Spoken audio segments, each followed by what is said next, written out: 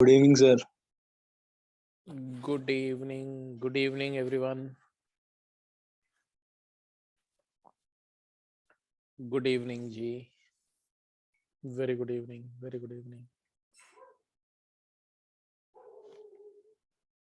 तो हम लोग लास्ट क्लास में कर रहे थे chord as mid point and chord of contact, है ना।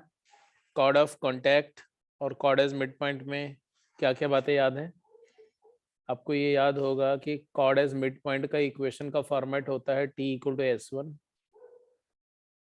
एंड किसका है इक्वेशन? ये T इक्वल टू S1 किसका है? मिड पॉइंट वाले का सर। हाँ, chord with mid point x1 y1 and chord of contact का क्या होता है? T equal to 0। जो टेंजेंट का होता है वही कॉर्ड ऑफ कॉन्टैक्ट का होता है। और कॉर्ड ऑफ कॉन्टैक्ट का मतलब तो समझ में आ रहा ना? कॉर्ड ऑफ कॉन्टैक्ट हमेशा एक पॉइंट और एक सर्कल के रिस्पेक्ट में ड्रॉ होती है। अगर एक सर्कल है और सर्कल के एक्सटर्नल एक्सटीरियर में कोई एक पॉइंट है तो उस पॉइंट से सर्कल पर पेयर ऑफ टेंजेंट ड्रॉ होती है और उस टेंजेंट के पॉइंट ऑफ कॉन्टैक्ट्स को ज्वाइन करने वाली कॉर्ड को हम कॉर्ड ऑफ कॉन्टैक्ट बोलते हैं।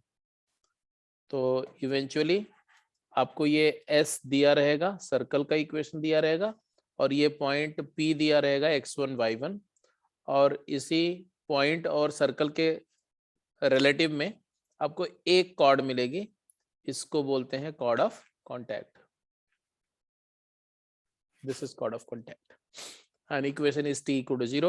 If the point P lies outside, it is chord of contact. जैसे जैसे point P आगे जाएगा, देखो मैं आपको दिखा भी दूं कि अगर मैं P पॉइंट से एक ऐसे लाइन ड्रॉ करते हैं ऐसे, और इसी लाइन पर अगर मैं P पॉइंट को ट्रेवल कराऊं ऐसे, सर्टेन पोजीशंस लो, ऐसे 3 पोजीशन लिया मैंने, तो हर एक पोजीशन से पेयर ऑफ टेंजेंट अलग होगी और उसकी कॉरेस्पॉन्डिंग कॉर्ड भी, आप कॉर्ड ऑफ कॉन्टैक्ट भी डिफरेंट होगी। जैसे ये कॉर्ड ऑफ कॉन्टैक्ट कुछ ऐसे आएगी, ऐसे ऐसे।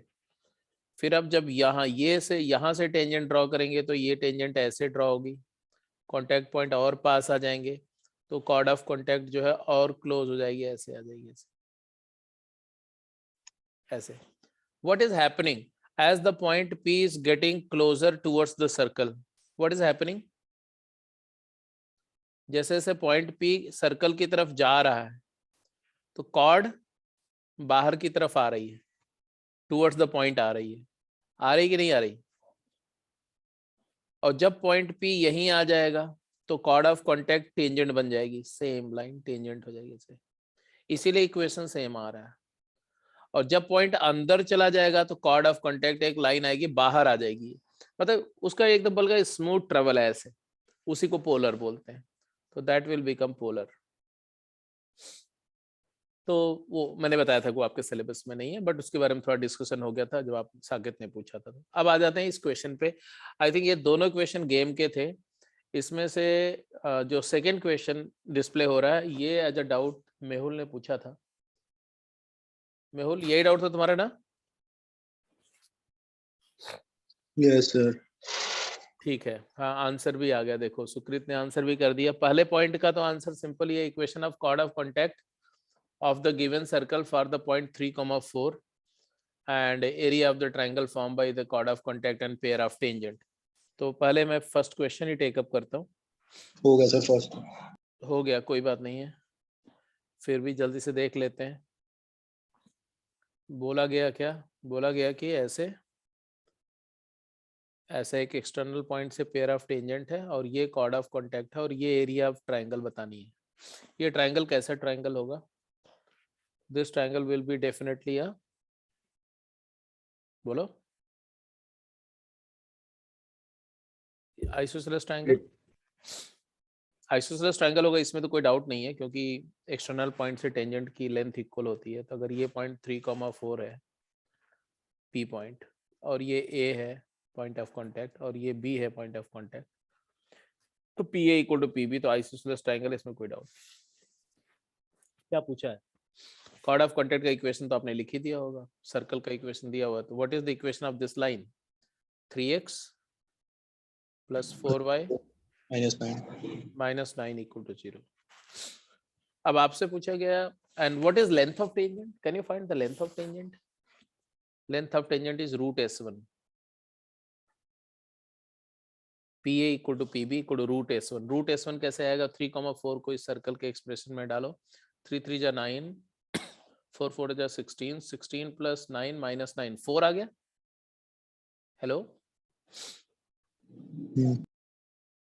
4 आ गया। Can you get me the area? How to get the area of the triangle PAB in most convenient manner? सुकृत, तुमने आंसर निकाल दिया था, बताओ कैसे करेंगे? सर परपेंडिकुलर डिस्टेंस निकाल कर करा। तो सर मैंने भी परपेंडिकुलर डिस्टेंस परपेंडिकुलर डिस्टेंस निकाल लिया मतलब ये PM निकाल लिया आपने, और फिर क्या किया?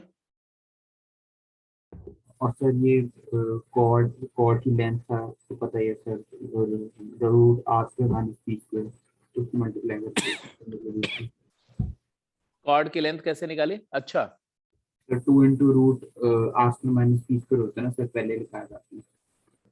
तो वो तो P जो होता है सेंटर से परपेंडिकुलर डिस्टेंस होती है, वो भी निकाला था। यस सर, ये भी निकाला था। ओहो, चलो कुछ और तरीका बताते हैं which is little more convenient, right? देखो ये 4 आ गया ना बेटा, ये 4 आ गया है ना। अब जरा यहां से ध्यान से देखो, अगर मैं A को सेंटर O से ज्वाइन कर दूं तो ये परपेंडिकुलर, ये 90 डिग्री है ना, ये बोलो। हेलो, यस सर हाँ हाँ, यस यस यस, यशस्वी आप रीज्वाइन कर सकते हो, डोंट वरी। हाँ ठीक है, तो ये रेडियस है, कितनी है रेडियस इसकी? 3। हेलो, यस सर 3 है रेडियस। ये 3 है और ये 3 है और ये 4 है, तो ये 5 हो गया। OP is equal to 5, Pythagorean triplet. OA is equal to 3।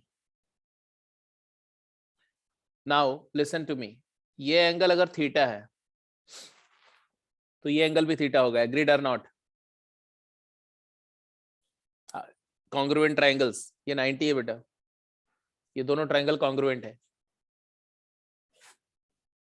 अब बोलते रहो जरा यार, हाँ या ना कुछ बताते रहो, so that I get to know that you are getting the point. Okay, अच्छा, अब अगर मेरे को ये पता है, अब इसके बाद इस ट्रायंगल को ध्यान से देखो, ये वाले ट्रायंगल में अब बात करेंगे हम लोग।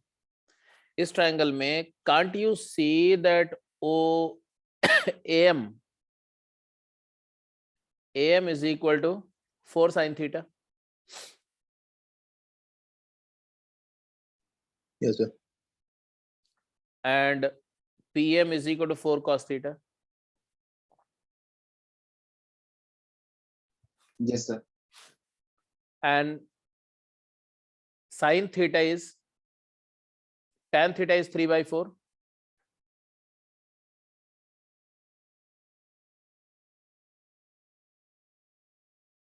हाँ या ना?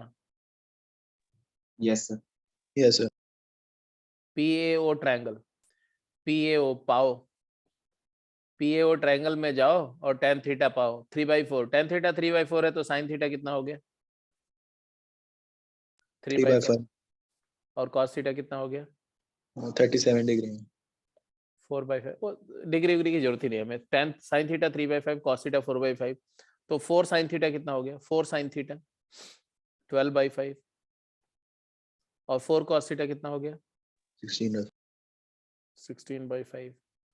और therefore base of the triangle AB क्या हो गया? AM का double, perpendicular from centre bisect the chord, तो ये और ये इक्वल होगा ना? यस सर 2AM मतलब हाउ मच? 24/5। 24/5 और हाइट तो आपको पता ही है, PM 16/5। therefore एरिया क्या है? एरिया आ गई half into base into height, isn't it? Half into base is AB मतलब 24/5 into PM 16/5. So you got it. 192/25. 192/25. लंबा मेथड कर दिया, जैसे मैं तो प्रॉपर पाइथागोरस लगा के फिर पकड़ गया। मैं समझ गया था जब तुमने जिस तरह से आंसर लिखा था, बट ये है कि ये इसका फार्मूला भी बनाया जा सकता है, ऐसा नहीं है। ये लेंथ ऑफ टेंजेंट को एल मान लो, आर मान लो, तो एल और आर के टर्म में सब कुछ लिख सकते हैं, एवरीथिंग। ठीक है, in terms of L and R you can write everything. मतलब ये एरिया ऑफ ट्रायंगल लिख सकते हो, कॉर्ड की लेंथ लिख सकते हो, टेंजेंट तो आपको देख ही रहा है, फिर ऐसा ये जो क्वाड्रिलेटरल बनेगा इसका एरिया भी लिख सकते हो। तो ऐसा क्वेश्चन जेईई में आया भी है। था सर, गेम में भी क्वेश्चन क्वाड्रिलेटरल वगैरह वाला भी था। हाँ जी, हाँ जी, हाँ जी। अब आ जाओ, अभी अगले क्वेश्चन पे जाओ, अगला क्वेश्चन पढ़ो। अगला क्वेश्चन क्या है? हाँ ठीक है, ठीक है, गुड गुड गुड गुड। सुकृत ने भी आंसर दे दिया, आपने भी दे दिया। Tangents are drawn to the circle this at the point where, देखो इसमें ज्यादा कुछ है नहीं, एक स्टैंडर्ड सर्कल है बेटा, X square plus Y square equal 8, और उस पर दो टेंजेंट ड्रॉ हो रही किसी पॉइंट से, आई डोंट नो वो कौन सा पॉइंट है। फिर उस पॉइंट, आगे पढ़ो, where the line this intersect the circle, ये लाइन है, ये लाइन जहां पर, ये लाइन कौन सी लाइन है? ये लाइन है x plus 2y equal to 4। ये जहां कहीं भी मीट कर रही है सर्कल को, पॉइंट ऑफ इंटरसेक्शन, उसी पॉइंट पर टेंजेंट ड्रॉ हो रही है। तो टेंजेंट का पॉइंट ऑफ इंटरसेक्शन मान लो ये P है, ये पूछ रहे क्या होगा।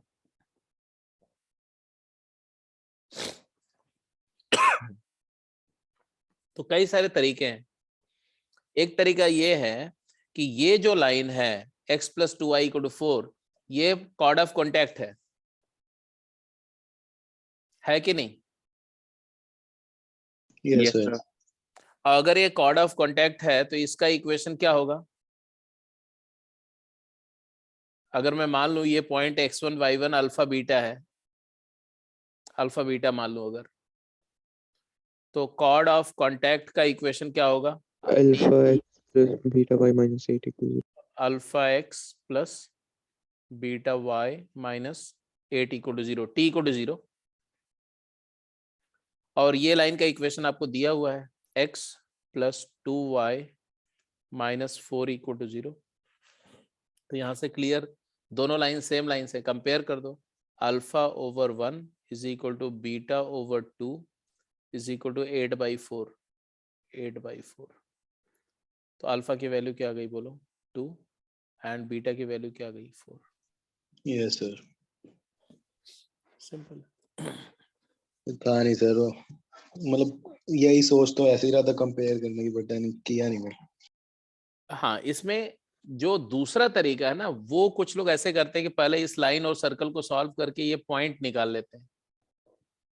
निकल तो जाएगा, निकल तो जाएगा, ऐसा कोई बात नहीं, लेकिन फिर उसके बाद उस पॉइंट से टेंजेंट का इक्वेशन लिखते हैं, फिर दोनों टेंजेंट लाइन को सॉल्व करते हैं। That is a lengthy way of doing the same problem, because it is not necessary that the point coordinate of the point A and B comes out to be very simple integer form। हो सकता है ये rational type क्या है, फिर उससे line का equation लिखना, फिर वो दो लीनियर इक्वेशन को सॉल्व करके अल्फा बीटा निकाला। That is a possibility, but it should be avoided. Chord of contact इसीलिए हम पढ़ते हैं कि इस तरह के क्वेश्चन को कर सके। अगर कॉर्ड ऑफ कॉन्टैक्ट का कॉन्सेप्ट नहीं पढ़ते तो आप इस क्वेश्चन को वैसे ही करते कि ये लाइन सर्कल को सॉल्व करो, पहले ये पॉइंट निकालो, ये पॉइंट निकालो, फिर इस पॉइंट पे टेंजेंट का इक्वेशन लिखो, यहाँ पर टेंजेंट का इक्वेशन लिखो, फिर दोनों टेंजेंट को सॉल्व करो, फिर ये पॉइंट निकालो। It is very tedious. Clear है जी? समझ में आ गई बात? यस। तो ये भी क्लियर है, ये भी क्लियर है। Let's go ahead. अब फटाफट कुछ क्वेश्चंस करेंगे जल्दी जल्दी। ये पहला क्वेश्चन छोड़ दो, ये तो find the area of triangle, ये सब छोड़ दो। दूसरा क्वेश्चन क्या है? Find the equation of line making 120 degree angle with negative direction of Y axis passing through the mid point of chord subtended by the line this. करके बताओ, second question करके बताओ जल्दी से।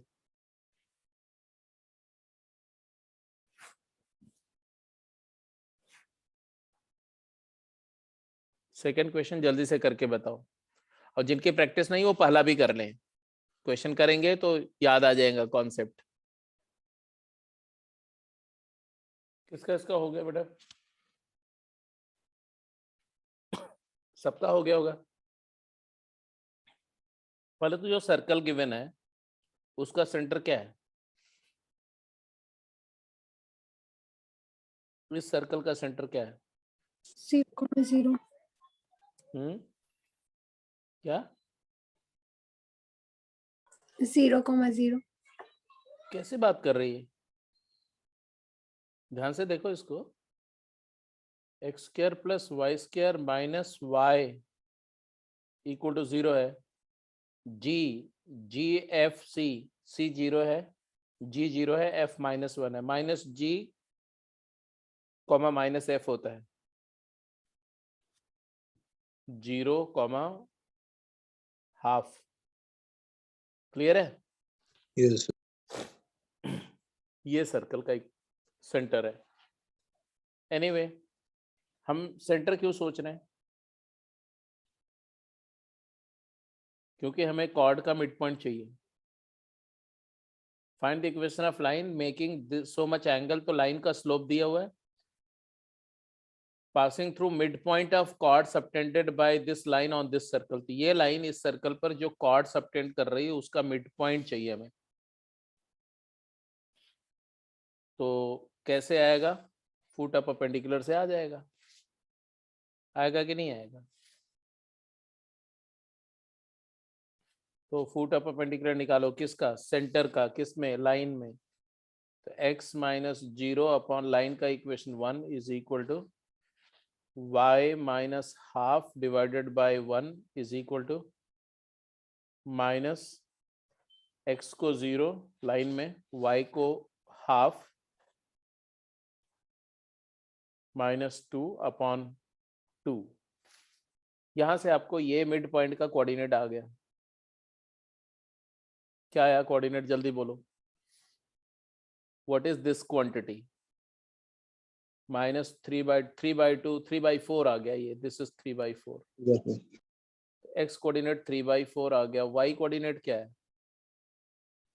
3/4 + ½ 5/4. 5/4 आ गया। अब ये पॉइंट से, इसी पॉइंट से एक लाइन ड्रॉ हो रही है जिसका स्लोप कितना है? स्लोप कितना है बताओ? स्लोप कितना है? 3/4, 5/4 से एक लाइन ड्रॉ हो रही है जो negative direction of Y axis, मान लो ये 3/4 5/4 पॉइंट है। मान लो ये पॉइंट है 3/4 5/4, सपोज करो। इस पॉइंट से negative direction of Y axis ये है। इस डायरेक्शन से कितना एंगल बना रही लाइन? 120. 120 डिग्री एंगल बना रही है। तो लाइन कैसे होगी? लाइन किस तरह से होगी? तो मान लो ये negative direction of Y axis है, यहाँ से 120 डिग्री एंगल ऐसे, ऐसे काउंटर क्लॉकवाइज डायरेक्शन में ऐसे। तो ये ऐसे लाइन होगी ऐसे। इस लाइन का स्लोप क्या होगा बताओ? 1/√3. हाँ, क्योंकि ये तुम्हारा है 30 डिग्री, ये 90 है, तो ये हो गया तुम्हारा 60 डिग्री, ये हो गया 30 डिग्री। तो tan theta slope of the desired line is 1/√3। Point दिया हुआ तो y - 5/4 = 1/√3 times x - 3/4। This is the equation of the desired line. बाकी सिंप्लीफिकेशन कर लेंगे। एनीवे गोइंग अहेड, अगले क्वेश्चन पे चलते हैं। हाँ जी, क्वेश्चन पढ़ो और फटाफट आंसर करो। क्वेश्चन बोला find the locus of mid point of all chords that are drawn from 0,0 to this circle and find the ratio of the area enclosed by the locus and the given circle। अच्छा question है।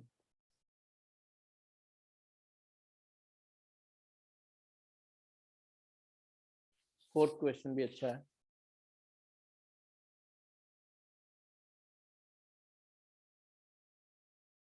Fourth तो आसान है, third ठीक है।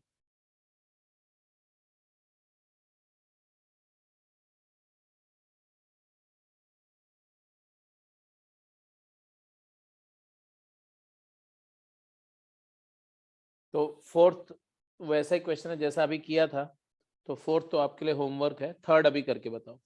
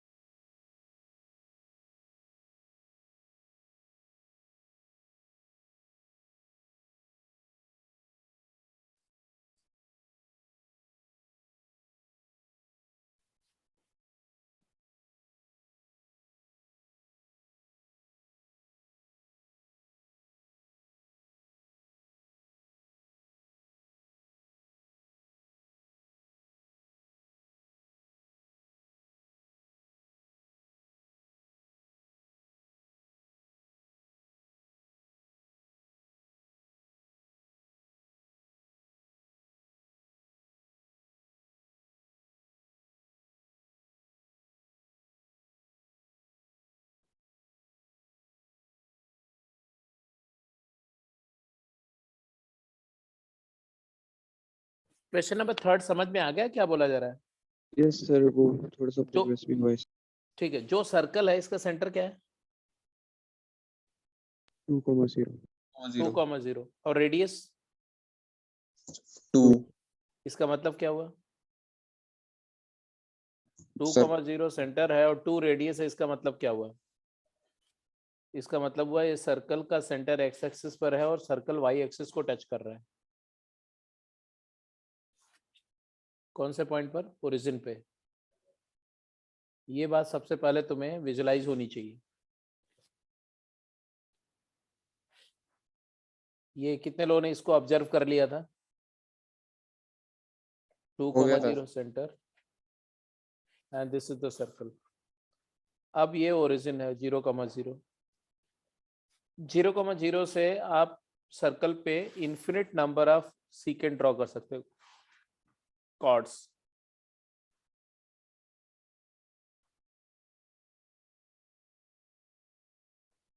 Of various length, और वो cord बिल्कुल सिमेट्रिक होंगी एक्स एक्सिस में, मिरर इमेज, मिरर पेयर के फॉर्म में, इमेज पेयर। जैसे ये और ये पेयर है, ऐसे इसका और इसका पेयर ऐसे होगा, ऐसे ऐसे इसका और इसका पेयर ऐसे होगा।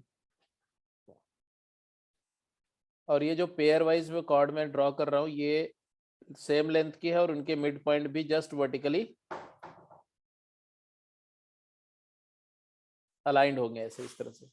ये सभी कॉर्ड का मिड पॉइंट अगर देखो, जैसे इस कॉर्ड का मिड पॉइंट यहाँ होगा, इसका मिड पॉइंट सपोज यहाँ होगा, इसका मिड पॉइंट मान लो ये है तो यहाँ कहीं होगा ऐसे, ऐसे इसका मिड पॉइंट यहाँ कहीं होगा, ये यहाँ पर होगा थोड़ा ऐसा, इसका मिड पॉइंट यहाँ कहीं होगा।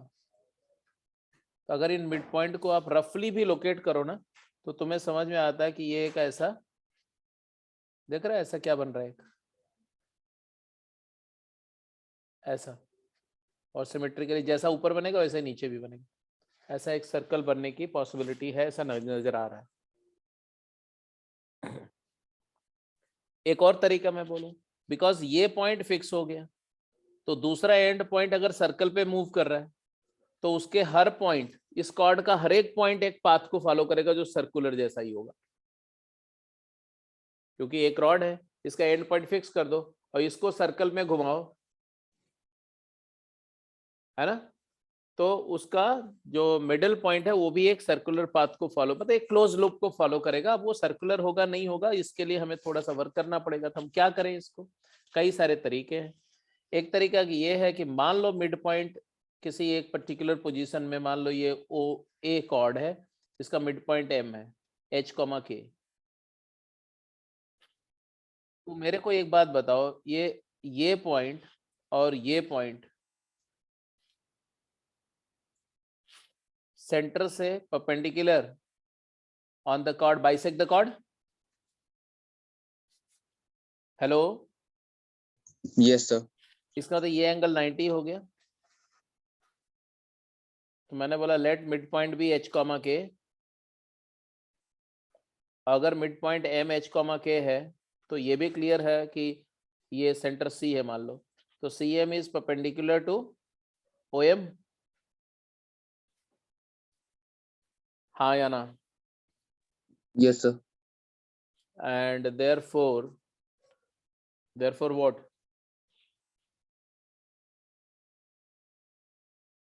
ये पॉइंट फिक्स है और ये पॉइंट फिक्स है, और दो फिक्स पॉइंट को ज्वाइन करने वाली ये लाइन सेगमेंट भी फिक्स है। ये फिक्स लाइन सेगमेंट एक मूविंग पॉइंट पर 90 डिग्री एंगल सबटेंड कर रही है, तो ये मूविंग पॉइंट का लोकस क्या होगा? Circle you. Circle with OC as diameter. therefore locus of M is circle with OC as diameter.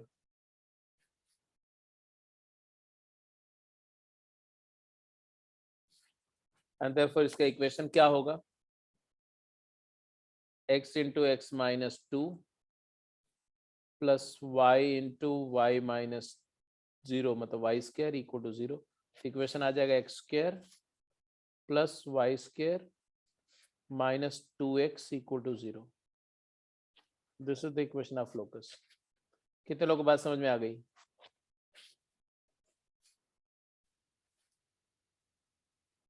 बोलो। दूसरा तरीका भी है, I have another method as well. ये तो मैंने सबसे आसान वाला मेथड बताया आपको। दूसरा तरीका ये था कि द स्लोप ऑफ, इसी में जब यहां तक करे तो ऐसे भी लिख सकते थे कि CM का स्लोप क्या है? K अपॉन H माइनस 2, और OM का स्लोप क्या है? K बाई H और प्रोडक्ट -1। तो यहां से भी वही आ जाएगा K स्क्वायर, यही सेम इक्वेशन यहां से भी आ जाएगा। तीसरा तरीका क्या है कि क्लियरली मेथड 2 देखो, ऐसा clearly the chord with midpoint H comma K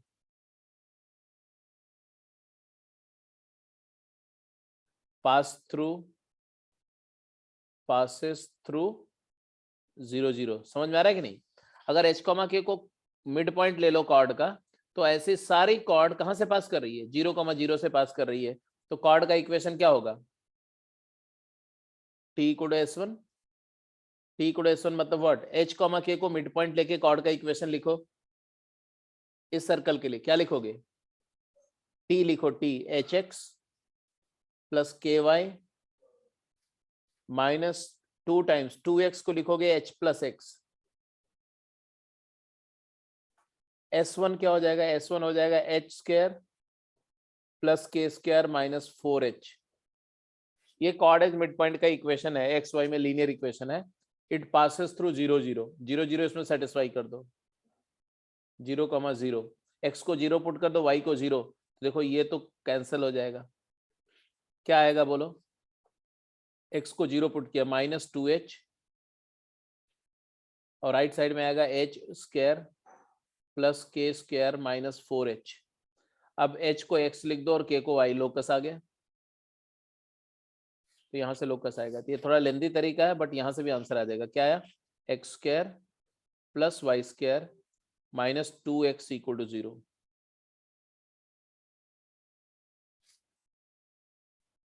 तो आ गया कि ये एक सर्कल होगा। This will be a circle with OC as diameter, ऐसा।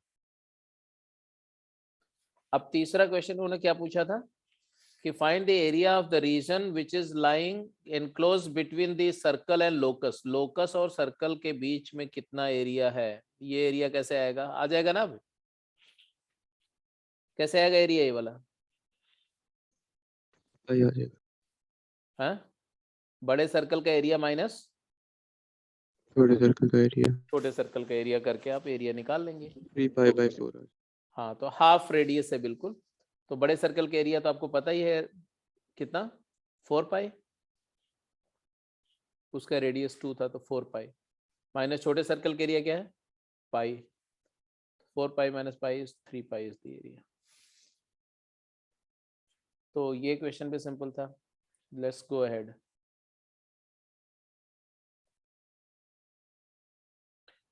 नाउ जस्ट हेडिंग देंगे relative position of two circles. तो अभी तक हमने क्या क्या किया, सर्कल के स्टैंडर्ड फॉर्म किए, फिर हमने point with respect to circle किया, फिर line with respect to circle में पहले कोऑर्डिनेट एक्सिस के रिस्पेक्ट में सर्कल की पोजीशनिंग, फिर कोई लाइन और सर्कल का relative position, condition of tangency, then tangent, then normal, and then chord and chord of contact. अब आ गए हम लोग कि एक सर्कल को दूसरे सर्कल के रिलेटिवली प्लेस करेंगे तो कितने डिफरेंट तरीके से वो प्लेस हो सकते हैं। Suppose we are given two circles S1 x square plus Y square plus 2 g1 x plus 2 f1 y plus c1 0। Definitely इसका सेंटर क्या है, minus g1 comma minus f1, और इसकी रेडियस क्या है, under root g1 square plus f1 square minus c1 minus C. तो centre ये है, रेडियस है। एक और सर्कल दिया हुआ है x square plus Y square plus 2 g2 x plus 2 f2 y plus c2 0। इसका सेंटर है minus g2 f2 and radius है under root g2 square plus f2 square minus c2. I mean to say that whenever I'll give you two equations, immediately you will get to know their corresponding center and radii. अब जब centre पता है, radius पता है, तो देखो क्या क्या हो सकता है। अभी आपको लिखना नहीं, सिर्फ समझना है, फिर एक एक केस को हम लोग इलेबोरेट करेंगे। क्या कि दो सर्कल एक दूसरे के रिस्पेक्ट में कैसे कैसे प्लेस हो सकते हैं। तो एक पॉसिबिलिटी तो ये है कि ऐसे प्लेस हो जाए, they lie outside of each other. There is a possibility when you push this circle towards that circle and they touch each other. तो टच करने का एक पॉसिबिलिटी हो सकता है, टच करना है यार, टच करना, मान लो ऐसा है, मान लो they are touching each other externally. फिर एक पॉसिबिलिटी हो सकती है कि they are intersecting each other at two distinct point. फिर एक पॉसिबिलिटी हो सकती है कि the smaller circle completely lies inside the larger circle and touches from inside, internally touch करना। और फिर एक पॉसिबिलिटी हो सकती है कि they have no contact but the smaller circle completely lie inside the larger circle. So these are the different possibilities. C1 case 1 and this is case 2, this is case 3, this is case 4 and this is case 5. In all these 5 cases you will be respectively asked to find out certain things. For example, जब ये case होगा, ये वाला case होगा, तो ये दोनों circle के जो सेंटर, पहली बात तो ये पूछेंगे कंडीशन क्या होगी, किस कंडीशन में ऐसा होगा। ठीक है, तो अब सोचो किस कंडीशन में होगा। ये रेडियस R1 है, पहले सर्कल की रेडियस है, और ये रेडियस R2 है, दूसरे सर्कल की रेडियस है। दोनों सर्कल की रेडियस का सम दोनों के सेंटर के बीच की डिस्टेंस से क्या होगा, क्या होगा, बड़ा होगा, तभी ना। अगर C1 और C2 distance between centre is greater than R1 plus R2, तब दोनों सर्कल एक दूसरे के बाहर लाई करेंगे। यहां पर क्या हो जाएगा, यहां पर अभी लिखना कुछ नहीं, सिर्फ समझो, फिर मैं एक साथ इक्वल होगा। हाँ, तो R1 और R2 का सम C1 C2 के इक्वल होगा। और यहां पर क्या होगा, कम होगा। तो R1 और R2 का सम, ये R1 है और ये R2 है, दोनों को ऐड करोगे तो C1 C2 से थोड़ी ज्यादा, ये चीज 2 बार काउंट हो जाएगी, तो थोड़ा ज्यादा हो जाएगा। मतलब C1 C2 is less than, C1 C2 is less than R1 plus R2 but greater than R1 minus R2। जब ये वाला केस होगा तो और भी इंटरेस्टिंग सिचुएशन आ जाएगी। ये R1 है और ये R2 है, तो C1, ये C1 है और ये C2 है, तो C1 C2 यहाँ क्या है बोलो, R1 और R2 के डिफरेंस के बराबर हो गया। तो C1 C2 is equal to mod of R1 minus R2 internal touch करने के लिए। और ये केस में तो C1 C2 की वैल्यू R1 माइनस R2 से भी क्या हो जाएगी, छोटी हो जाएगी। और अगर C1 C2 जीरो हो गया तो दोनों सर्कल कॉन्सेंट्रिक हो जाएंगे। क्या इसके अलावा और कोई रिलेटिव पोजीशन हो सकती है? नहीं, यही 5 रिलेटिव पोजीशंस पॉसिबल है for a pair of circle. अब ये 5 में ये वाला केस में क्या होगा, एक तो कंडीशन पूछ सकते हैं आपसे कि क्या कंडीशन होगी कि ऐसा होगा। दूसरा, ऐसे केस में दोनों सर्कल को कॉमनली टच करने वाली 4 लाइंस होंगी। There are 4 common tangent. ये देखो, ये कॉमन टेंजेंट है और एक कॉमन टेंजेंट इसी तरह से इधर भी होगी ऐसे, और इसी तरह से एक कॉमन टेंजेंट ऐसे होगी,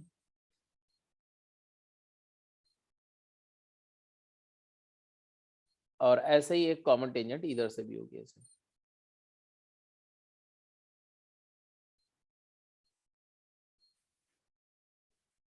समझ रहे हो? तो ये वाली जो कॉमन टेंजेंट है ना, जो बाहर से टच कर रही है, इसको एक्सटर्नल टेंजेंट बोलते हैं, और जो अंदर से टच करे उसको इंटरनल टेंजेंट बोलते हैं, इंटरनल टेंजेंट। और ये दोनों पेयर ऑफ टेंजेंट्स जो हैं, चाहे इंटरनल पेयर ऑफ टेंजेंट और एक्सटर्नल पेयर ऑफ टेंजेंट, दोनों जहां इंटरसेक्ट करती है वो यही सेंटर को ज्वाइन करने वाली लाइन पर ही दोनों मीट करती हैं।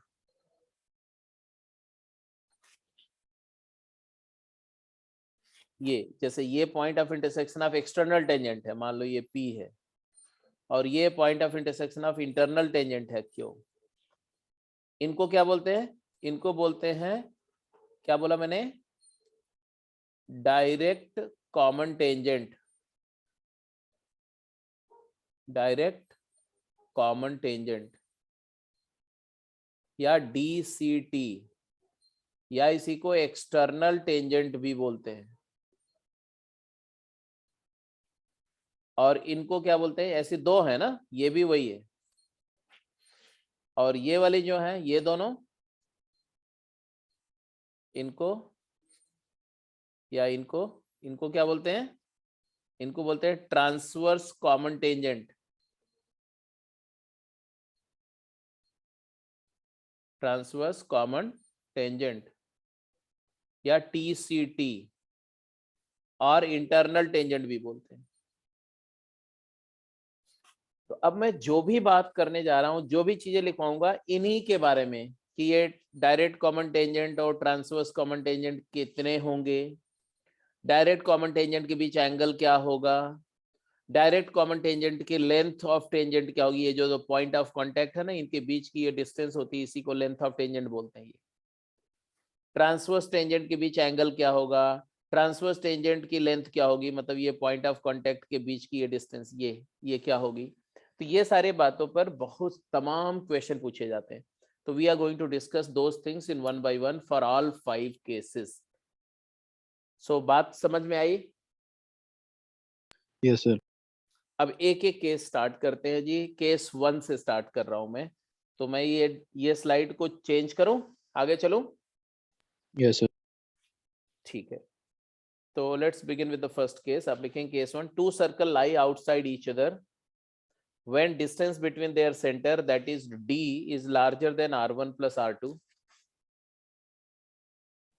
D is greater than R1 plus R2,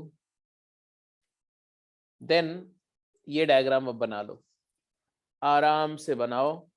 एक सर्कल ड्रॉ करो, फिर दूसरा सर्कल ड्रॉ करो, फिर दोनों के ऐसे कॉमन टेंजेंट ड्रॉ करो, और सेंटर को ज्वाइन करने वाली लाइन ड्रॉ करो। अगर आप देख के बना सकते हो बना लो, नहीं बना सकते हो तो बताओ, मैं बना के दिखाता हूँ आपको, जैसे अभी पीछे बना के दिखाया था।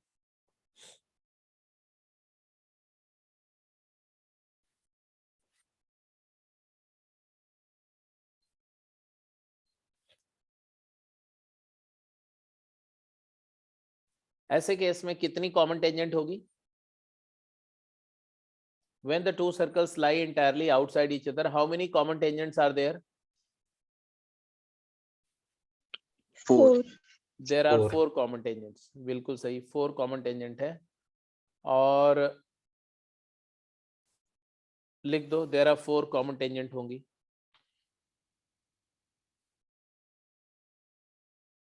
दो डायरेक्ट और दो transverse. There are 4 common tangent, 2 direct and 2 transverse. Their point of intersection, direct tangent का जो point of intersection P है और transverse tangent का जो point of intersection Q है, they respectively divide the line joining center C1 C2 externally. P divides externally and Q divides internally in the ratio R1 is to R2. ये बात आपको समझ में आ रही है? ये पहला ही आउटकम है।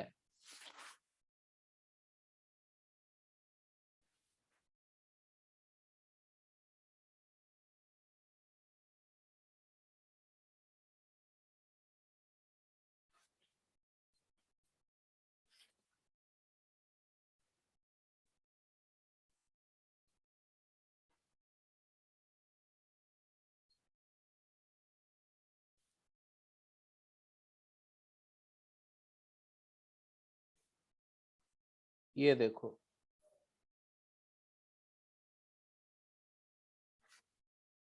ध्यान से देखते जाओ, अपने आप समझ में आएगा। ये सेंटर है C1, ये पॉइंट ऑफ कांटेक्ट को अगर सेंटर से ज्वाइन करूंगा मैं और इसका सेंटर को भी पॉइंट ऑफ कांटेक्ट से ज्वाइन करूंगा, मान लो ये C1 है, ये C2 है और ये P है, और ये मान लो A है और ये B है। तो ऑब्वियस सी बात है कि ये दो ट्रायंगल जो बन रहे हैं ये सिमिलर ट्रायंगल्स हैं। कौन से? ट्रायंगल PAC1 या C1AP is similar to triangle C2BP, है कि नहीं?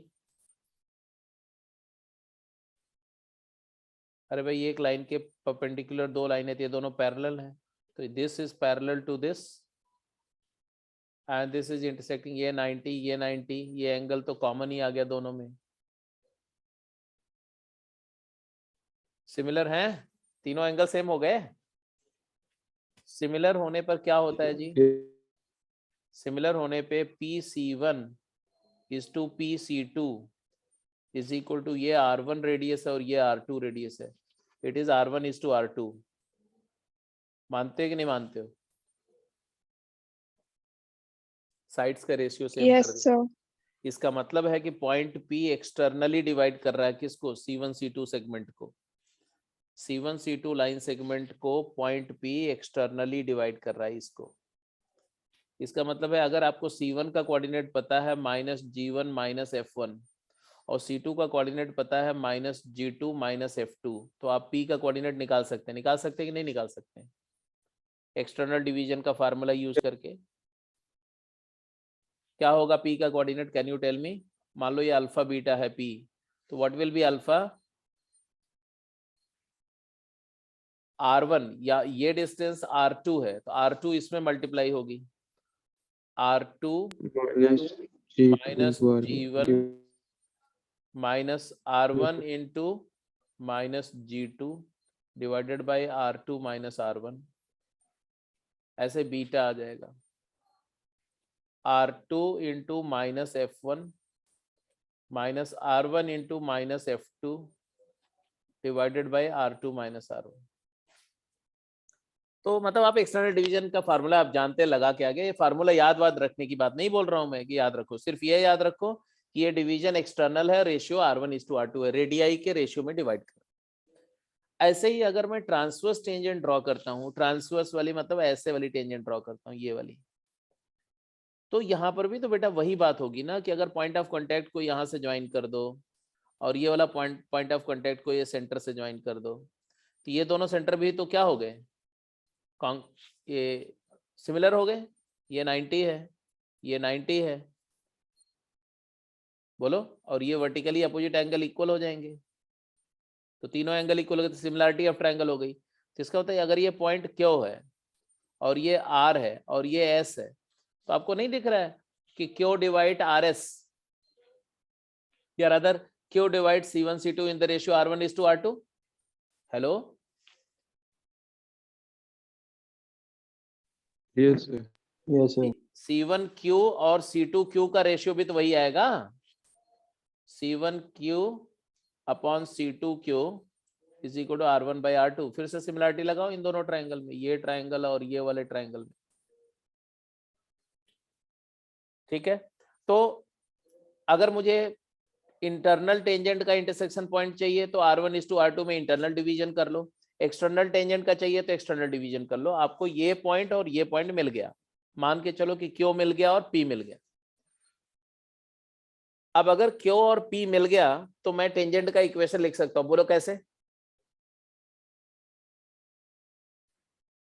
किसी भी पॉइंट से टेंजेंट सर्कल पे लिखना है तो मान लो कि ये डायरेक्ट टेंजेंट का इक्वेशन लिखना है, मैं ऐसे लिखूंगा y minus beta is equal to m times x minus alpha.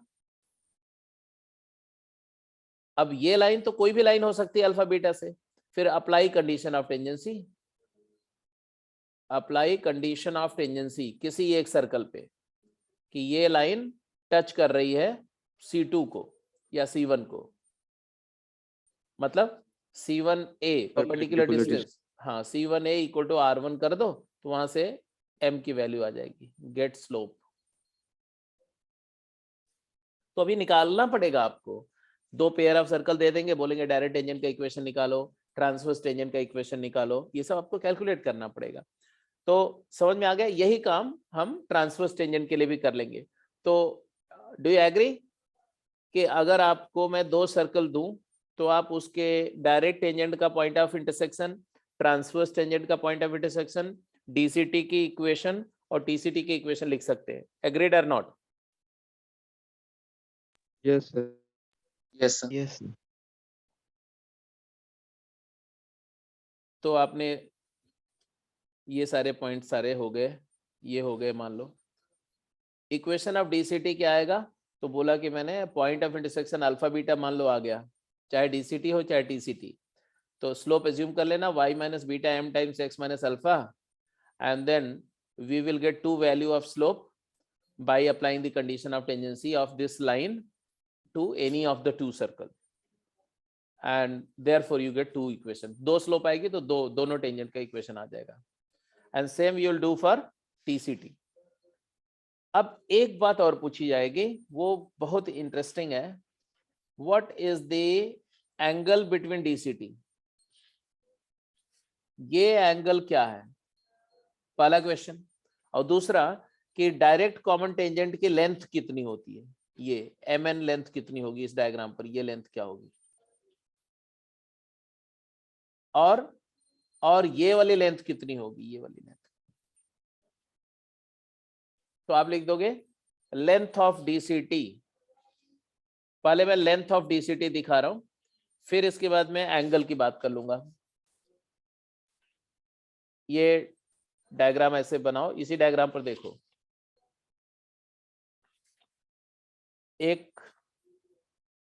एक मैं डीसीटी ड्रॉ कर रहा हूं और यहां से ये सेंटर ज्वाइन किया और यहां से ये सेंटर ज्वाइन किया ऐसे, और यहां से इसको ज्वाइन कर लिया, ठीक है। तो मेरे को ये C1 और C2 के बीच की डिस्टेंस तो पता है ना, क्योंकि अच्छा, दोनों दूसरों के बाद D है, मान लो D। अब मैंने बोला कि अगर ये n है और ये लेंथ कितनी है R1 है और ये लेंथ कितनी है R2 है, और अगर मैं इस C2M को थोड़ा प्रोड्यूस कर दूं, ऐसे प्रोड्यूस कर दूं वो आगे, और C1 C2 के पैरेलल यहां से एक जॉइंट ड्रॉ करो, लाइन ड्रॉ कर दो parallel to C1 C2। Listen to me. So can't you see that this length is D? Because ये पैरेललोग्राम हो गया ना, तो ये और ये इक्वल हो गया, तो ये D हो गया। इसका कुछ नेम दे दो यार, क्या नाम रखना चाह रहे हो? L। L मत रखो यार, M रख, MNOPQR कुछ भी रख दो, P रख दो, Q रख दो यार, R रख दो, R। ठीक है। अब ये एंगल कितना 90, अरे ये वाला NMR एंगल 90 होगा कि नहीं, क्योंकि टेंजेंट है और ये रेडियस है। पाइथागोरस है। हाँ तो अब इसमें पाइथागोरस थ्योरम लगा दो, इसी में पाइथागोरस थ्योरम लगा दो। कैसे लगाओगे? ये लेंथ कितनी होगी बेटा ये वाली? R1 minus R2। हाँ ये टोटल R1 है, तो ये भी R1 है और ये वाला R2 है इतना, तो R1 माइनस R2 हो गया, तो ये R1 माइनस R2 हो गया और ये D हो गया, तो ये लेंथ ऑफ टेंजेंट आई। तो what is length of DCT LD? ये आएगा MN which is equal to square root of क्या, RN का होल स्क्वायर माइनस RM का whole square, and therefore it is equal to under root of, बोलो RN का whole square क्या है, D square minus R1 minus R2 का whole square. Minus R। ये length of direct tangent आ गया। अब आपसे कोई अगर बोलता है कि डायरेक्ट कॉमन टेंजेंट के बीच एंगल कितना फॉर्म होगा, मतलब ये वाला एंगल कितना होगा, ये वाला, अगर ये एंगल मेरा निकल गया ये वाला, तो हम उसी का डबल करके एंगल निकालेंगे। मान लो ये एंगल थीटा है, तो ये एंगल 2 थीटा हो जाएगा, ये टोटल वाला एंगल ये 2 थीटा हो जाएगा। तो हम थीटा कैलकुलेट करना चाह रहे हैं, थीटा कैलकुलेट करना चाह रहे हैं, मतलब समझ रहे हो क्या कैलकुलेट करना चाह रहे हैं? ये लाइन आगे एक्सटेंड होगी ऐसे और ये भी ऐसे होगी, ये वाला एंगल थीटा है, तो ये एंगल और ये एंगल इक्वल नहीं होगा, because C1 C2 is Sin parallel theta। To NR, alternate interior angle equal है, तो ये थीटा हो जाएगा। अब अगर ये थीटा है, ये परपेंडिकुलर है, हाइपोटेन्यूज है, तो what is sine theta? Sine theta क्या होगा? R2 minus R1 by D। R2 minus R1 by D, या R1 माइनस R2 का मैग्नीट्यूड बाई डी। तो थीटा क्या होगा? Theta equal to sine inverse of mod of R1 minus R2 divided by D. तो angle कितना हो जाएगा? Angle 2 theta हो जाएगा। तो एंगल बिटवीन DCT लिख दो, angle between direct common tangent is equal to 2 times sine inverse of, वही जो आपने लिखा लिख जाओ पूरा, R1 minus R2 by D, ये चीज है R1 minus R2 upon D का mod. Is that clear? DCT की लेंथ और DCT के बीच का एंगल क्लियर हो गया? Yes sir. ऐसे ही ट्रांसवर्स टेंजेंट की बात करें अगर हम, मान लो ये टेंजेंट की बात कर रहा हूं मैं, ऐसे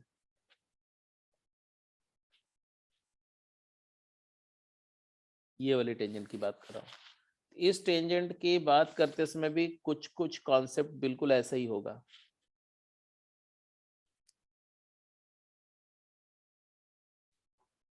इधर देखो,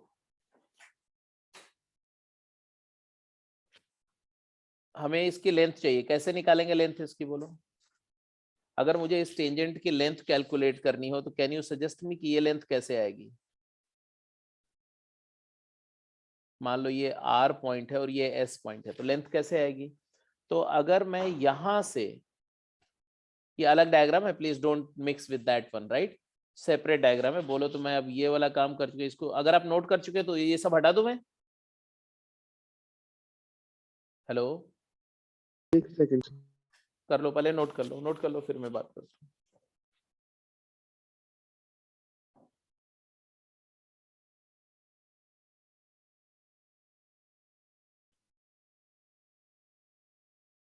बैठा दो। हाँ, या तो चलो इस पे नहीं, मैं इस डायग्राम पे दिखा देता हूँ।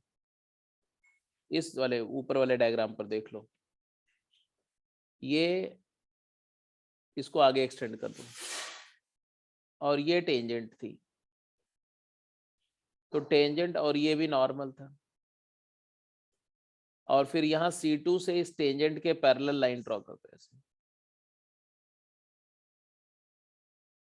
And please have a look, देखो ये 90 था क्योंकि टेंजेंट और रेडियस के बीच एंगल 90, और ये भी 90 था, और ऑब्वियसली ये दोनों पैरेलल है तो ये भी 90 हो गया। एग्रीड और नॉट?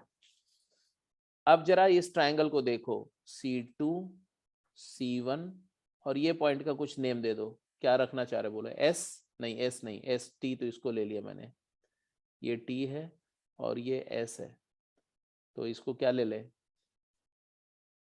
B ले लो यार, B। Anyway, now look at this triangle. जिस ट्रायंगल को मैं बोल रहा हूँ उस ट्रायंगल पर अपना ध्यान ले जाओ। कौन से ट्रायंगल की बात कर रहा हूँ? ये वाला ट्रायंगल जो है C1 C2 B। ये ट्रायंगल में ये लेंथ कितनी है? C1B, ये R2 है और ये R1 है, ये R2 है, R1। C1B is R1 plus R2, and what is C1 C2? ये D C1 C2 is D।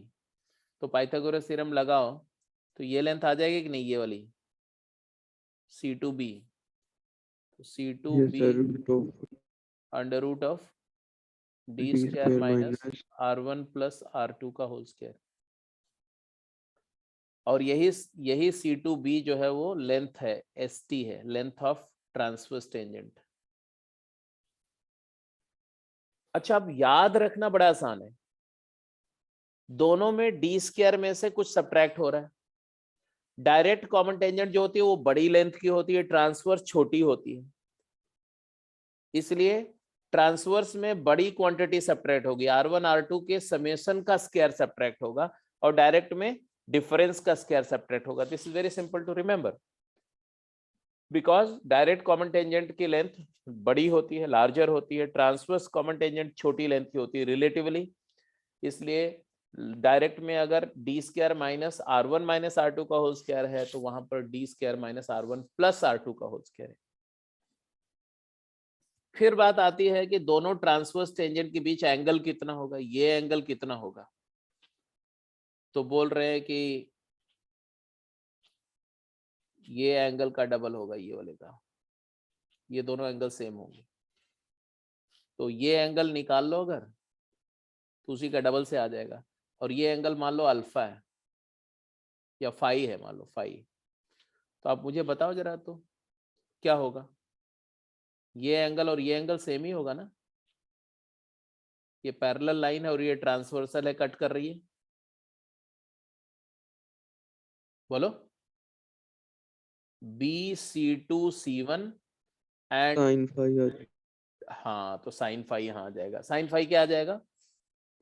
R1 by D sine phi हो जाएगा R1 plus R2 upon D का मॉड। मॉड लगाने की जरूरत भी नहीं यहाँ पर, तो फाई हो जाएगा sign inverse of R1 plus R2 by D। वही बात है जो यहाँ R1 प्लस R2, यहाँ R1 प्लस R2, यहाँ पर R1 माइनस R2 था, यहाँ R1 माइनस R2 था, इसी का डबल कर दोगे तो एंगल बिटवीन TCT आ गया।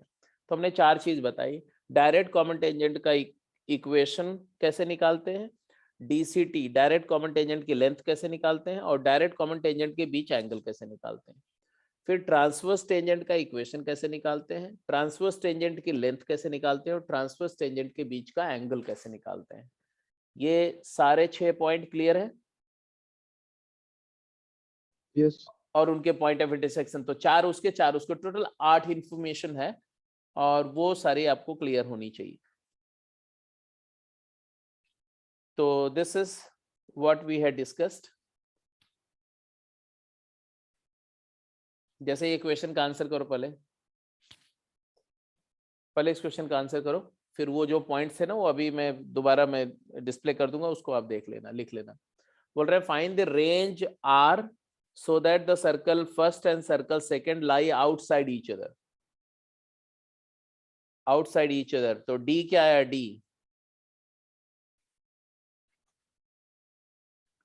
D क्या आया? D 5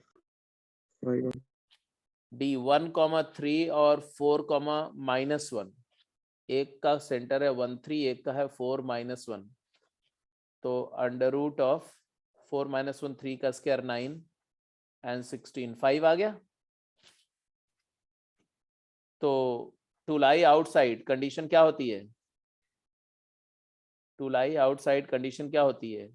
D is greater than R1 plus R2. What is R1? What is R. R1? R. And R2? 3. 3 तो यहाँ से क्या आया? R is less than less than 2. 2. है ना? ऑब्वियस सी बात है कि R की वैल्यू 0 से तो बड़ी होगी, तो R की वैल्यू जो है वो 0 से 2 के बीच में लाई करेगी। अगर ये सर्कल, दोनों सर्कल एक दूसरे के आउटसाइड होने हैं तो R की वैल्यू 0 से 2 लाई करेगी। पहला क्वेश्चन समझ में आ गया? सिंपल है। Yes. Yes sir. सर हाँ बोलो, कुछ बोल रहे थे, बोलो। सर यहाँ पे R -2 से 2 नहीं हो सकता? R बेटा यहाँ पर रेडियस ट्रीट हो रहा है ना? वैसे R स्क्वायर लिखने पर आप ये भी बोल सकते हो, यहाँ नीचे देखो लिखा हुआ है ब्रैकेट में, देखो क्या लिखा हुआ है, R being the radius of circle, तो obviously R cannot be negative because radius is a length, it can't be negative।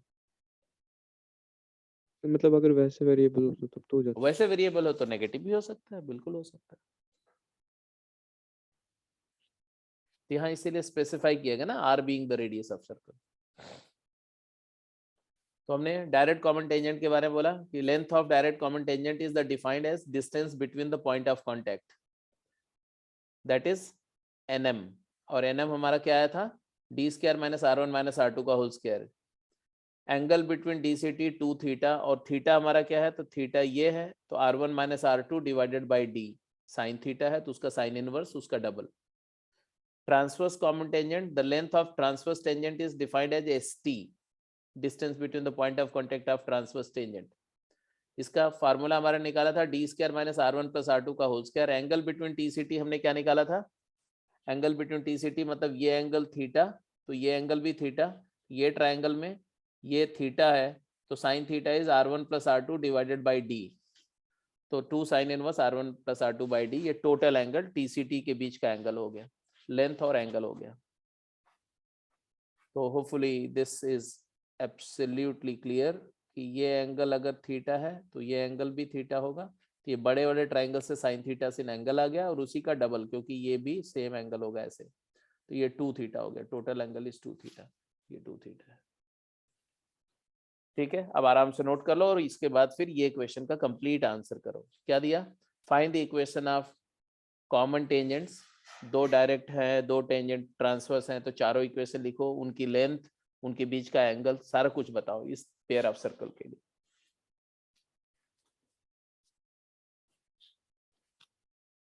For the given pair of circle, calculate all the informations, all, everything.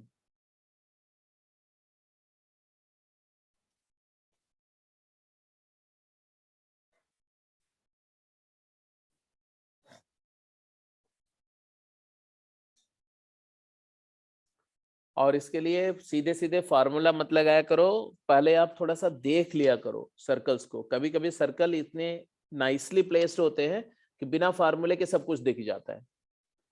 तो कभी भी पहले problem को analyse करो, situation को geometrically समझो, और फिर लास्ट में फार्मूला के बारे में सोचो।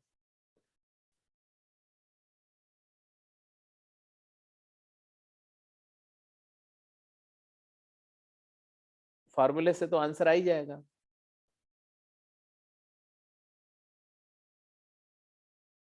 पहले तो ये मुझे बता दो, ये दोनों सर्कल का रिलेटिव पोजीशन क्या है?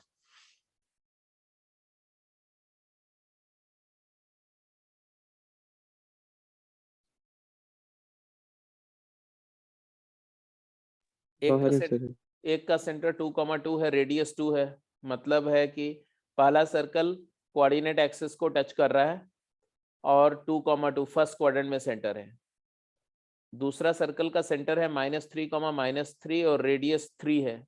दूसरा सर्कल भी कोऑर्डिनेट एक्सिस को टच कर रहा है और थर्ड क्वाड्रेंट में सेंटर है। इससे तो आधी प्रॉब्लम तो आपकी वैसे ही सॉल्व हो गई। सॉल्व हुई कि नहीं हुई? ये सर ट्रांसफर वाला सारा हाँ, एक तो मुझे ये पता चल गया कि एक सर्कल तो हमारा ऐसा है फर्स्ट क्वाड्रेंट में,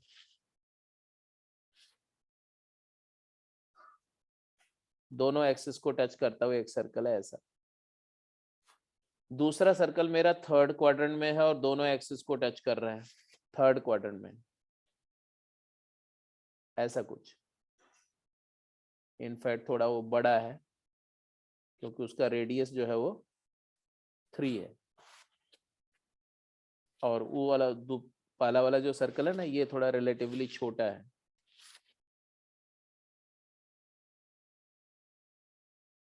ऐसा कुछ है।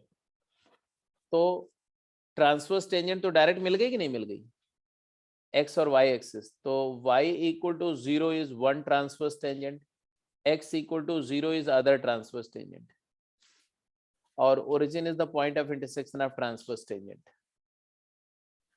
तो TCT का इक्वेशन आ गया, TCTs are x equal to 0 and y equal to 0 and their point of intersection is origin 0, 0। अब बात आती है DCTs क्या होंगी। तो दोनों के सेंटर को ज्वाइन करने वाली लाइन जो है वो y equal to x है कि नहीं? अरे बोलो। यस एक का सेंटर है -3, -3 और एक का सेंटर है 2, 2। y equal to x line जो है दोनों के सेंटर को ज्वाइन करने वाली लाइन है। इसी लाइन पर, ये लाइन ओरिजिन से पास कर रही है, इसी लाइन पर TCT भी कट कर रही है, इसी पर DCT भी मीट करेगी। तो डायरेक्ट टेंजेंट भी इसी लाइन पर मीट करेगी। उसका पॉइंट ऑफ इंटरसेक्शन क्या आएगा?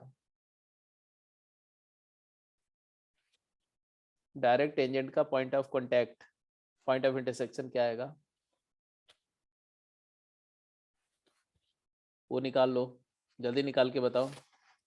अल्फा कॉमा अल्फा होगा, लेकिन अल्फा की वैल्यू क्या होगी, that you have to determine. कैसे निकालेंगे? रेशियो वाली रेशियो वाली प्रॉपर्टी से एक्सटर्नल डिवीजन लगाओ। 2, 2 और 3, -3, -3 का रेशियो क्या है? 2:3। तो 2 मल्टीप्लाई होगा इसमें -3 में, तो 2 इंटू -3 माइनस इसका रेडियस 3 है, तो 3:2 डिवाइडेड बाई 2 - 3। क्या आया? अल्फा की वैल्यू आ गई। क्या आई बताओ? 12 कितना? 12 12। तो 12, 12 आ गया ये। क्या क्या पूछा था इन्होंने? पूछा था ट्रांसवर्स टेंजेंट का इक्वेशन बताओ, डायरेक्ट टेंजेंट का इक्वेशन बताओ। DCT का इक्वेशन कैसे लिखेंगे? तो DCT का इक्वेशन लिखने के लिए आप क्या करें, बोलो? डिस्टेंस निकालनी हाँ, तो perpendicular किसी distance भी एक्सटर्नल पॉइंट से टेंजेंट लिखने के हमारे पास बहुत सारे तरीके होते हैं। उसमें एक, हाँ, क्या डिस्टेंस की क्या बात कर रहे थे? perpendicular distance center से circle हाँ, तो एक तरीका ये है कि इक्वेशन ऐसे लिख दो, y - 12 is equal to m times x - 12। तो ये mx minus y plus 12 times 1 minus m equal to 0। और फिर किसी भी एक से 2, 2 से परपेंडिकुलर डिस्टेंस इस पे जो है वो रेडियस 2 के इक्वल होगी। तो यहाँ से आ जाएगा 2m - 2 plus 12 - 12m mod divided by √1 + m² is equal to 2 कर देना। सॉल्व करना तो m की वैल्यू आ जाएगी। दो क्वाड्रेटिक सॉल्व करेंगे तो m की वैल्यू आ जाएगी। फिर वहां से इक्वेशन अपने आप मिल जाएगा, क्योंकि इक्वेशन तो हम लिख ही चुके हैं, यही इक्वेशन है। m की वैल्यू इसमें डाल देंगे तो आंसर आ जाएगा। तो इक्वेशन निकाल लेंगे। इस केस में थोड़ा कॉम्प्लिकेटेड आएगा, इसलिए मैं नहीं इंसिस्ट कर रहा हूँ कि निकालो, आप अपने आप निकाल लेना, अभी मत निकालो। अब मैंने पूछा बाकी सारी इंफॉर्मेशन बता दो। लेंथ ऑफ डायरेक्ट टेंजेंट जल्दी बोलो, LD एंड LT, और angle between DCT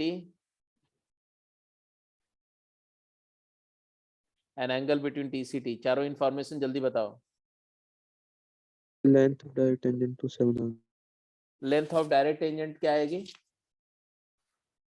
7 under root of distance between direct tangent, ये डिस्टेंस क्या था इन दोनों के बीच में, सेंटर के बीच में, D 5 root 5√2 का whole square minus R1 minus R2 का होल स्क्वायर, तो 1। कितना है ये? root 50 49 माइनस 1 49, 7 आ गया। Yes sir. Angle between DCT क्या आएगा? 2 times sine inverse of R1 और R2 का डिफरेंस क्या है? 1 5√2 by 5√2। Length of transverse tangent क्या आएगा ये भी बोल दो। D स्क्वायर मतलब 50 माइनस R1 प्लस R2 का होल स्क्वायर 25, 3 प्लस 2 का होल स्क्वायर, तो आ गया 5। ट्रांसवर्स टेंजेंट की लेंथ 5 आएगी। एंगल बिटवीन TCT क्या है? 2 साइन इनवर्स, जल्दी बोलो। वैसे 1 डायरेक्ट आंसर आ रहा है यार, TCT के बीच एंगल तो 90 है, डायरेक्ट दिख रहा है, बट फिर भी Yes, यहाँ से sir. कैलकुलेट करोगे तो R1 प्लस R2 क्या है? 1 by root 2 हाँ, तो 5 बाई 5√2 करेंगे तो 1/√2 साइन इनवर्स 1/√2 45 का डबल 90, तो ये एंगल 90 डिग्री आ जाएगा। और डायरेक्टली ही दिख रहा है वो, उसके बारे में तो हमें कैलकुलेट करने का भी जरूरत नहीं था। सारी इन्फॉर्मेशन जो आपको बताई गई सारी आ गई, रिकॉल हो गई, समझ में आ गया सारा? Yes sir. Yes. अब देखो यही सबसे मेजर केस था। इसके बाद जो बाकी केसेस होंगे ना, वो इसी में से कुछ इंफॉर्मेशन कम होती जाएगी स्ट्रेट अवे। तो I am going to the case 2, तो आप लिखेंगे case 2।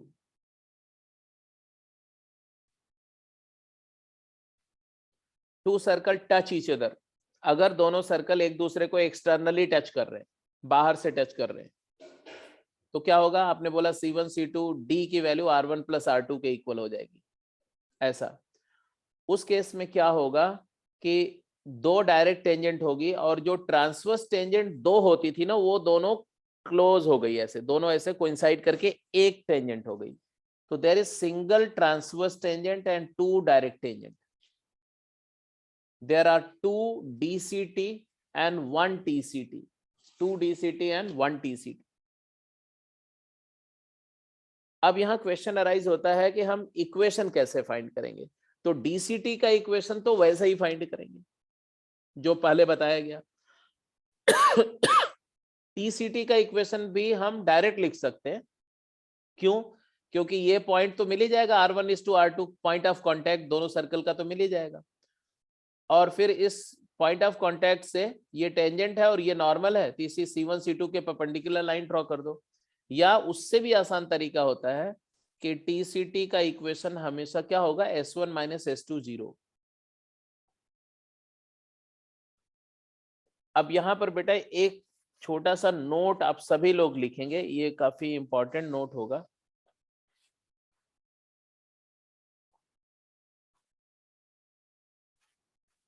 For any pair of two circle, ध्यान से सुनना, लिखते जाओ फटाफट ऐसे। For any pair of two circle S1 0 and S2 0,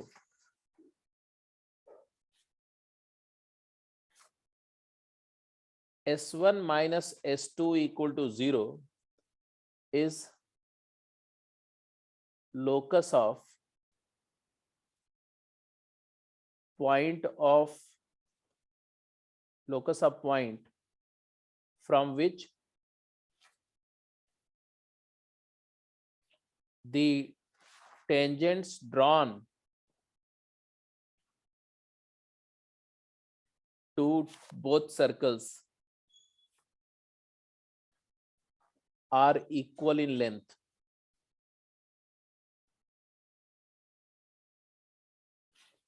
मेरी बात समझो, मैं क्या बोल रहा हूं। मैं बोल रहा हूं कि अगर कोई इंस्टेंस पर मैंने बोला कोई पॉइंट है P H, K,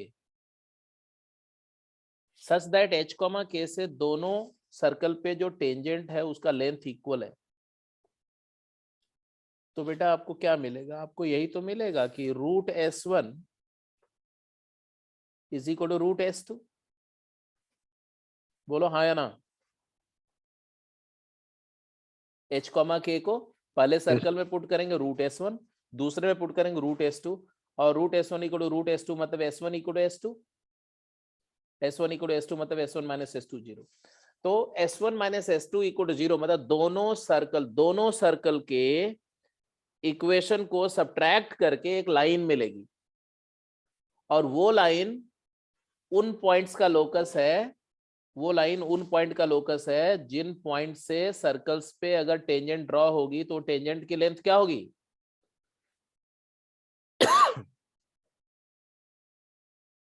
अरे बोलो।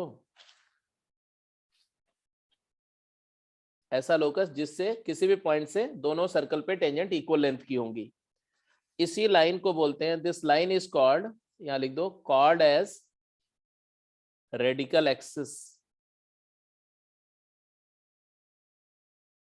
इस लाइन को रेडिकल एक्सिस बोलते हैं, और यही रेडिकल एक्सिस जो है ना, इसको 3 कैटेगरीज की बात कर रहा हूं मैं। If circle touch each other, अगर सर्कल्स टच कर रहे हैं इंटरनली या एक्सटर्नली, तो यही रेडिकल एक्सिस हो जाती है कॉमन टेंजेंट, कॉमन टेंजेंट होगी। और अगर सर्कल कट कर रहे हैं, कट ईच अदर, अगर दोनों सर्कल एक दूसरे को इंटरसेक्ट कर रहे हैं, तो यही रेडिकल एक्सिस होती है कॉमन कॉर्ड। मतलब s1 माइनस s2 0 जब करेंगे तो जो लाइन आएगी वो इंटरसेक्टिंग सर्कल के लिए कॉमन कॉर्ड होगी, टचिंग सर्कल के लिए कॉमन टेंजेंट होगी, और नॉन इंटरसेक्टिंग सर्कल के लिए दोनों सेंटर के ज्वाइन के परपेंडिकुलर एक लाइन होगी। वो सर्कल के अंदर भी से भी, दोनों सर्कल के बीच से भी पास कर सकती है, और अगर दोनों सर्कल अंदर में है, एक सर्कल यहाँ है और दूसरा सर्कल बाहर है ऐसा, तो वो बाहर से भी पास कर सकती है। C1 C2 के परपेंडिकुलर एक लाइन होगी। इन जनरल चाहे सर्कल टच कर रहे हो, चाहे इंटरसेक्ट कर रहे हो, चाहे एक दूसरे के बाहर हो या अंदर हो, ये एक लाइन होगी जिसको हम जेनरिक नेम उसका क्या है, radical axis. It is always called as radical axis, और radical axis becomes common tangent when the circle touch, it becomes common chord when the circle intersect। इस वजह से ये जो कॉमन टेंजेंट है इसका इक्वेशन हम डायरेक्ट लिख सकते हैं क्या, s1 minus s2 equal to 0, ये वाली का। तो आपका बहुत टाइम सेव हो जाएगा, और इसका इक्वेशन लिखने का तरीका वही है। यहां पर देखो length of direct common tangent क्या आएगी, तो length of direct common tangent आएगी under root of D square, मतलब r1 प्लस r2 का whole square minus r1 minus r2 का होल स्क्वायर। तो ये आ जाएगा तुम्हारा 2r1 r2,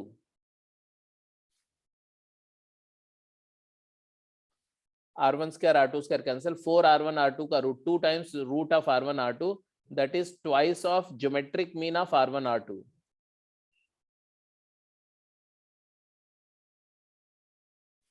length of direct tangent. Angle between direct tangent क्या आएगा, एंगल बिटवीन DCT क्या आएगा यहाँ पर, तो वो आ जाएगा sign inverse of r1 minus r2 upon d था r1 प्लस r2, ये आ जाएगा। लेंथ ऑफ ट्रांसवर्स टेंजेंट 0 हो जाएगा क्योंकि d is r1 plus r2, तो d square minus r1 plus r2 का होल स्क्वायर, तो d minus d square minus d square 0 हो जाएगा।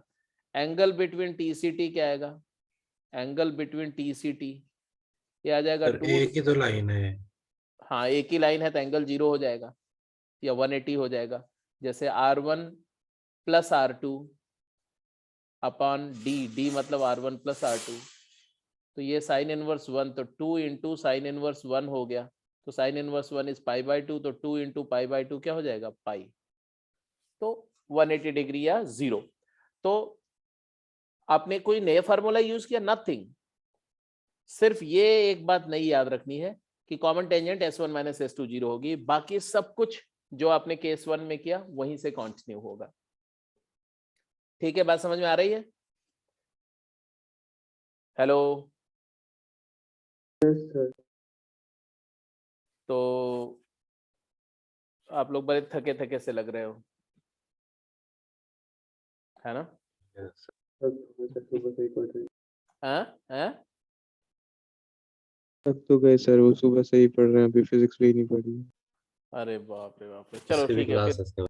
ठीक है कोई बात नहीं, तो मैं इसको क्लोज कर रहा हूँ अभी, राइट? तो आगे का डिस्कशन अगली क्लास में होगा। तब ये खत्म हो चुका है, अगली क्लास में बेसिकली इसके 1-2 केसेस पर थोड़े सवाल करेंगे, और फिर क्या बोलते हैं, family of circle half an hour का कॉन्सेप्ट है, और आधे घंटे प्रैक्टिस होता है। नेक्स्ट क्लास में ये चैप्टर खत्म हो जाएगा। तो एक क्लास और मेरे को दे देना, या तो सैटरडे को ले लूंगा या तो संडे को ले लूंगा, किसी एक दिन, और फिर ये चैप्टर खत्म हो सैटरडे जाएगा। हाँ देख लेते हैं, जिस दिन भी पॉसिबल होगा। सैटरडे तो नहीं पॉसिबल होगा, मैं जानता हूँ, कल परसों, हाँ सैटरडे हो सकता है, या सैटरडे हो सकता है, डन। हाँ ठीक है, मैं रिकॉर्डिंग शेयर कर दूंगा, डोंट वरी। और नहीं तो मैं पिछले साल वाली रिकॉर्डिंग भी शेयर कर दूंगा, आप उसको भी देख लेना अच्छे से, सो दैट क्लास के अंदर में समय बच जाएगा। ठीक है, कॉन्सेप्ट तो समझा ही चुका हूँ पूरा, तो उसके 2 केसेस वहां से भी देख सकते हैं आप। ठीक है जी, तो ये वाली रिकॉर्डिंग और लास्ट ईयर की रिकॉर्डिंग भी मैं शेयर कर दूंगा। तो लेट्स क्लोज द कॉल बेटा, मिलते हैं फिर कल आपकी रेगुलर क्लास में। हाँ जी, बाइनोमियल पूरा खत्म हो चुका है बेटा, सिर्फ एक्सपोनेंशियल लॉग पे थोड़ी प्रैक्टिस करनी है, वो डाउट क्लासेस जो होंगी उन्हीं में हो जाएगा। सर मैं हाँ कल बोल। भी नहीं आ पाऊंगा, तो मैं ऑनलाइन ही ज्वाइन करूंगा। ओके जी, ओके। क्यों, कल क्यों नहीं आ पाएगा, क्या हो गया तेरे को? सर मेरे पैर में वो हो गया है, क्या हो गया? चोट लग गई है। अच्छा, चलो, टेनिस खेलते हुए? नहीं, सीढ़ियों से गिर गया। चल कोई बात नहीं, ध्यान रखो अपना यार, हेल्दी रखना भी जरूरी होता है ना अपने आप को। ठीक है, टेक केयर। ओके बेटा, so let me close the call, bye, good night.